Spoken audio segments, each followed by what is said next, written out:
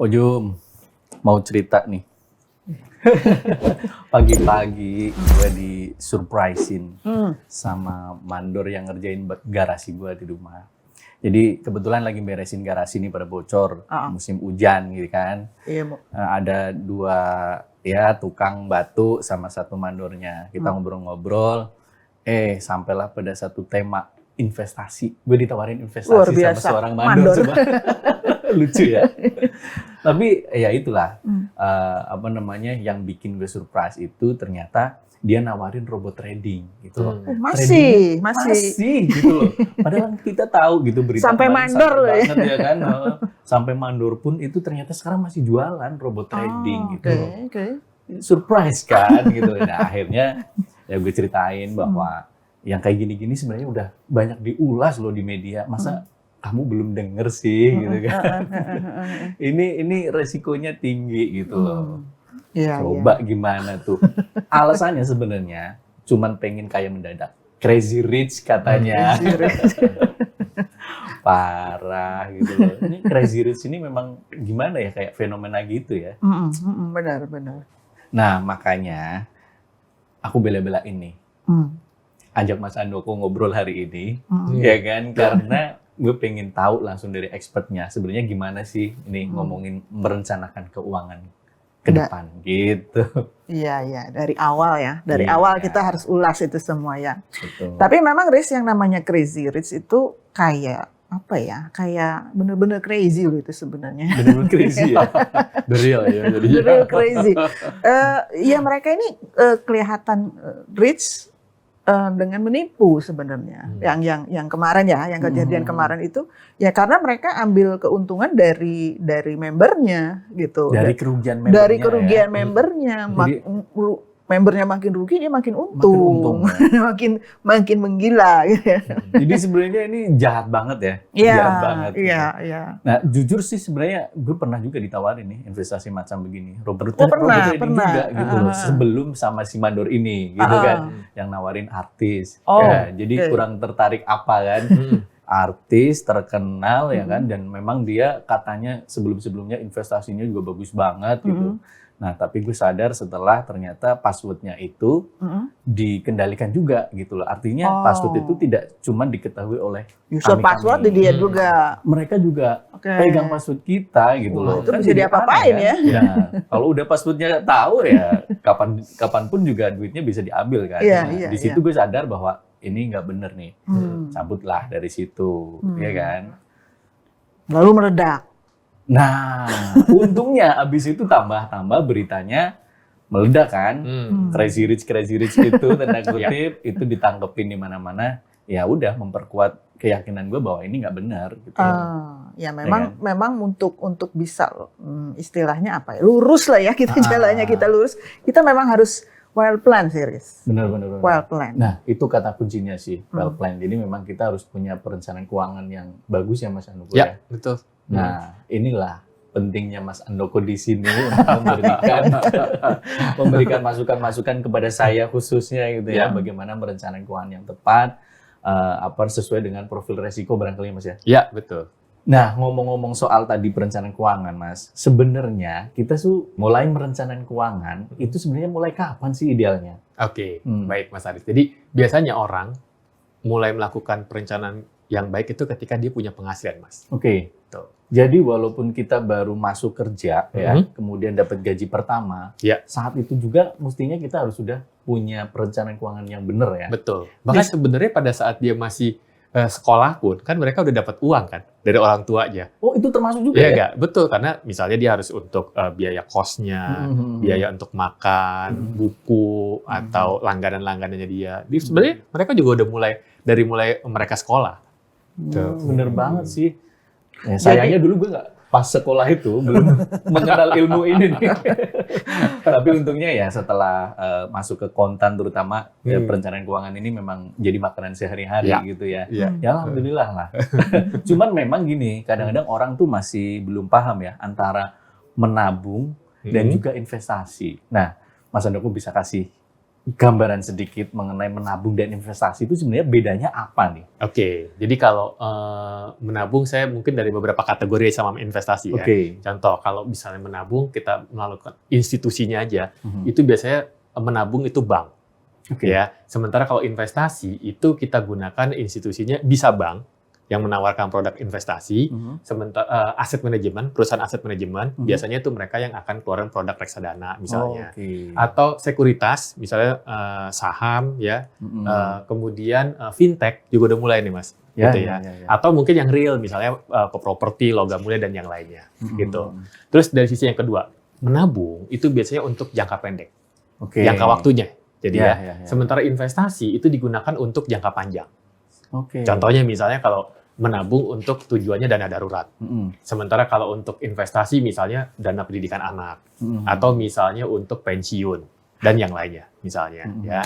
Kemudian dari sisi likuiditasnya dua-duanya sebenarnya liquid, tapi kalau menabung ketika naruh di bank misalnya pada saat kita mau ambil dana pokoknya itu bisa jadi nggak terkurang, nggak dikurangi gitu jadinya ya. Sementara kalau di investasi kalau misalnya lagi untung, maka bisa meningkat dari hasil return-nya ditambah sama dana pokoknya. Tapi kalau misalnya dia lagi boncos misalnya, atau dia lagi rugi, maka dia akan ngurangi dana pokok. Nah, itu juga yang paling penting. Betul. Nah, itu mesti dipahami ya. Betul. Menabung dan investasi gitu. Nah, jadi seberapa bersedianya lu kehilangan dana pokok sebenarnya? Investasi ya. Iya, dalam berinvestasi artinya hilang berapa nih gitu kan. Nah, kalau tadi Mas Handoko sempat mention kan, mungkin bisa dikategorikan dari risk profile yang paling resiko yang paling tinggi itu yang mana aja. Baik. Jadi kita mulai dari yang rendah aja dulu ya. Dari rendah. Yang dari rendah tuh tentunya investasi tabungan itu salah satunya deposito. Deposito itu kan hampir biasanya mereka menggunakan inflasi ditambah berapa persen tuh dari aturannya BI misalnya. Jadi terus setelah itu resikonya paling rendah, returnnya juga yang paling rendah. Kemudian naiknya lagi ke atas obligasi. Biasanya obligasi, ya. Ori kalau nggak ya? Misalnya ya, obligasi retail Indonesia ya. Kemudian naik lagi bisa ke reksadana pasar uang. Bisa naikin lagi itu otomatis resikonya juga makin tinggi, returnnya juga cenderung makin besar ya. Kemudian bisa juga reksadana pendapatan tetap. Naikin lagi reksadana campuran. Naiknya lagi adalah saham gitu jadinya. Naik lagi derivatif tuh. Nah, seringkali orang Indonesia begitu investasi masuknya ke derivatif gitu kan jadinya. Seperti tadi Mas bilang, kalau derivatifnya benar, kalau misalnya model kayak money game gitu kan jadinya. Derivatif itu contohnya kayak forex.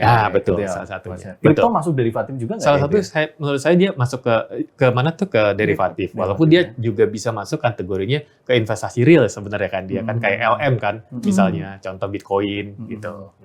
Ya. Ini masih makhluk baru, Riz. Iya, betul. Apalagi profil resiko seperti gue ini loh. Jadi kalau misalkan investasi, gue tuh takut banget kalau misalnya kehilangan atau rugi gitu loh. Jadi sebenarnya kalau ngelihat tadi penjelasan Mas Handoko, cocoknya kayaknya deposito ya. Jadi investasi dengan risiko mini ya. Ya, itu salah satunya buat orang yang resikonya maunya yang rendah gitu jadinya. Jadi taruhnya di deposito. Tapi ya konsekuensi suku bunga ya segitu ya. Betul. Jadi namanya resikonya rendah juga memang returnnya ya. Itu yang namanya high risk high gain. Oh iya. Iya kan? Sebenarnya yang lebih tepat high risk expected high return. High risk expected. Kalau saya mau lakukan investasi yang resikonya lebih tinggi, saya berharap returnnya lebih tinggi gitu jadinya. Bukan high risk high return. Kalau high risk high return tuh kalau saya nempatkan pada sebuah instrumen investasi yang resikonya lebih tinggi, saya pasti dapat ini dong, return yang tinggi. Faktanya high risk no return gitu kan.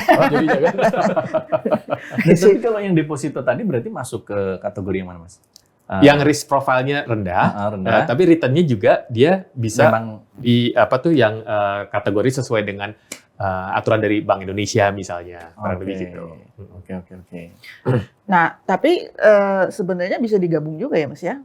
Kalau misalnya pengen, kan orang maunya semua ya, pengen pengen returnnya nggak tinggi tapi risiko rendah, itu gimana tuh mengelola risiko ini? Oh, jadi salah satu cara untuk meminimalisir risiko kita harus lakukan diversifikasi. Oke. Gitu kan, karena kalau diversifikasi kan jargonnya don't put your egg in one basket. Betul. Gitu kan, jadi betul. jangan taruh di satu semuanya di satu keranjang gitu kan. Contoh misalnya saya punya uang 100 juta, saya bisa taruh 50 juta di tabungan atau di deposito misalnya, 50 jutanya lagi di obligasi retail Indonesia misalnya, di ORI ya. Artinya gini, kalau misalnya suku bunga naik, orang yang tabungan deposito seneng kan? Iya nggak? Jadinya karena naik returnnya gitu kan. Tapi orang yang punya obligasi belum tentu senang karena dia valuasi obligasinya bisa turun. Kuponnya tetap sama gitu kan jadinya tuh. Atau misalnya seseorang taruh di tabungan deposito, dia taruhnya di saham misalnya ya. 50% misalnya. Sama juga kalau misalnya tabungan deposito kan kalau bunganya naik dia akan dapat nilainya bagus ya. Dana pokoknya akan nambah dari bunganya. Tapi kalau di saham misalnya dia bisa kalau bagus returnnya dia akan naik. Tapi kalau dia turun kan bisa ngambil dari modal pokoknya. Gitu jadinya. Itulah makanya don't put your egg in one basket gitu maksudnya. Iya. Artinya lu bisa sih sebenarnya kalau misalnya kan sekarang ini Indonesia inflasi belum tinggi ya Mas, belum kelihatan tinggi ya. Saat ini di level 3%. 3%. Iya. Nah, kalau misalnya dia si Aris ini naruhnya di tabungan aja, itu kan lama-lama kayaknya kok nggak kesana kesini ya duitnya. Iya, betul. Karena tabungan kan lebih rendah kan. Mungkin di level sampai 1% kan ya. Tabungan. Saat ini ya. Iya, betul. Nah, Mas Handoko ini ada fenomena baru lagi nih. Ini kan di online, ini kan sekarang banyak bank digital. Bank digital ya atau bank-bank lain juga ya.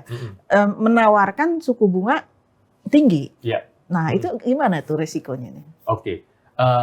Di Indonesia teman-teman kita naruh uang di satu institusi misalnya di lembaga perbankan misalnya, maka harus lihat apakah dia masuk kategori LPS apa enggak.